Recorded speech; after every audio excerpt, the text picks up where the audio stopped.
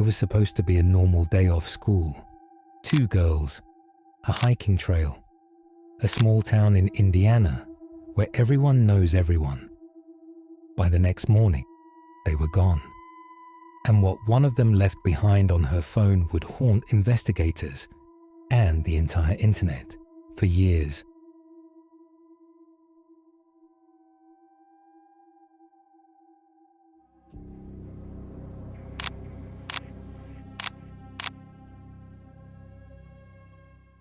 February 13th, 2017, Delphi, Indiana.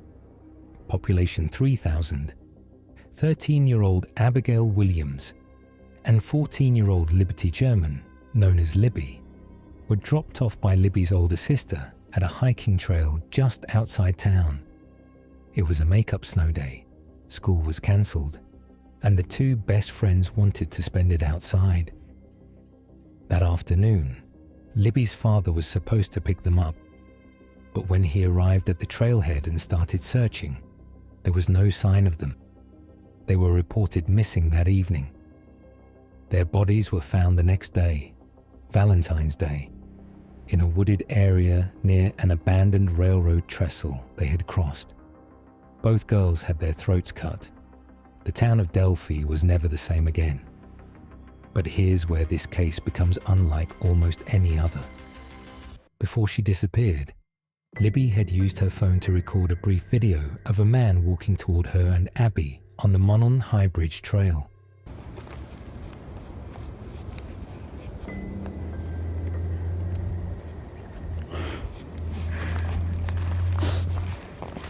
The footage shows a man with his hands in his pockets, and the audio captures a man's voice saying, "See, this is the path that we go down.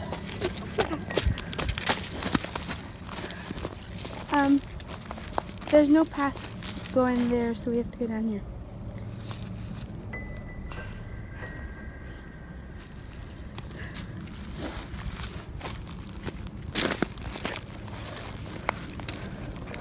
Hi.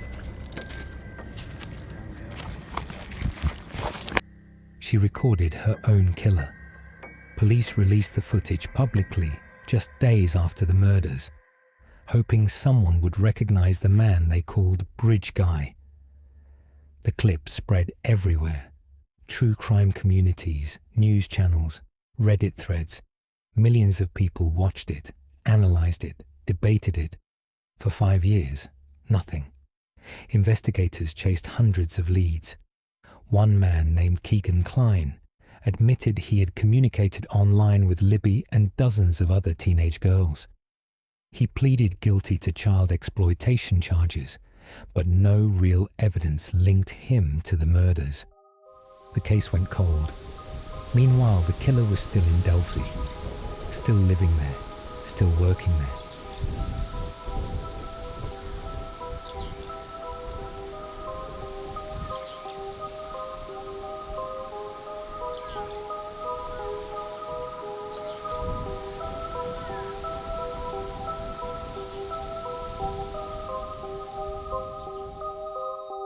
Richard Allen worked at the only CVS store in town.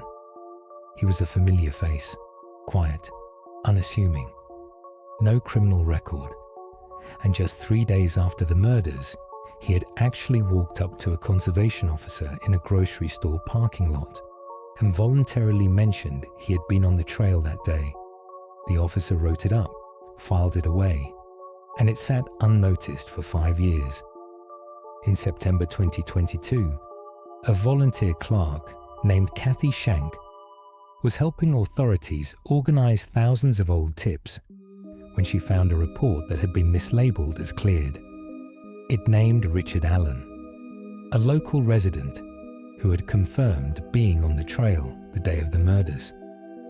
The Carroll County Sheriff later testified that Allen had simply fallen through the cracks, hiding in plain sight the entire time. Allen was arrested in October 2022, 5.5 years after the murders. When news broke, people who knew him were stunned. One longtime Delphi resident said, When he was taken in, it was like, oh wow, that's the guy from CVS.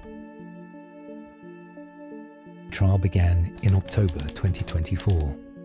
Prosecutors said Allen confessed to the murders over 60 times while incarcerated, to his wife, his mother, the prison psychologist, the warden, and multiple inmates. The jury heard audio recordings of some of those confessions. A bullet, an unspent .40 caliber round found near the girls' bodies, was matched by prosecutors to Allen's pistol. The defense argued Allen had been in a severe mental health crisis when he confessed.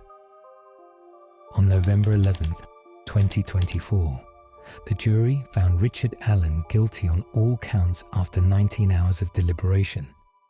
He sat emotionless as the verdict was read.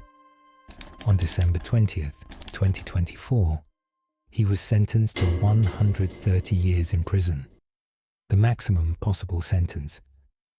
None of his family attended. At sentencing, Libby's grandmother said she hoped he would live with the same fear caused those two girls in their final moments.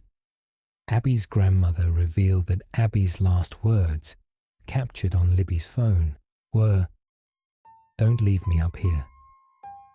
Two girls went for a hike on a day off school. One of them was brave enough to pull out her phone and record what was happening. Because of that, justice came, even if it took 8 years. Delphi, Indiana will never forget Abby and Libby.